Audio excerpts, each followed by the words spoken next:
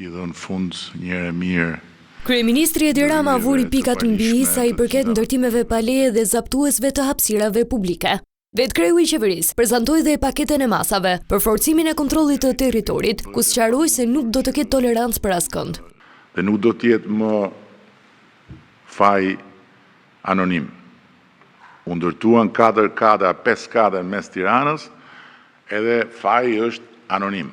Shpjegoi se çdo ndërtim shtesë do të konfiskohet dhe do të përdoret nga qeveria për strehim social dhe jo vetëm. Dhe çdo ndërtim që do të shkel lejen në masën mbi 2% do të konfiskohet për interes publik apo për strehim social.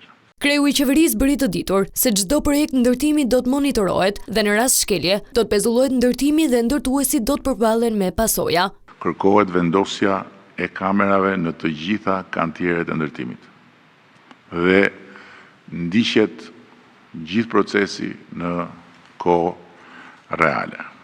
Njerëzit mbeten pa hipotek është se ndërtuesit nuk respektojnë të gjithë parametrat e lejeve të ndërtimit.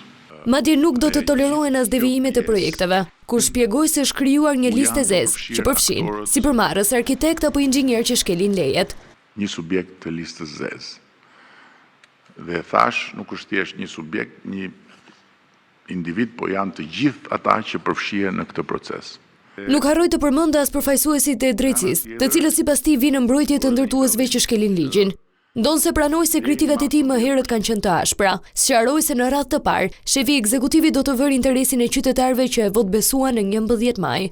Si t'ja bëju? Ç'a të pres unë? Të pres inspektorin e lartë drejtësisë. Atë të pres. Që amniston në tavolinë gjelin e thethit. Gjithashtu, kryeministri paralajmëroi se ankimimet e shkelësve nuk do të pezullojnë vendimin përfundimtar të autoritetit përgjegjës të zhvillimit të territorit. Ankimimi administrativ ndaj vendimit të trupës nuk pezullon ekzekutimin e vendimeve përfundimtare të trupave inspektuese.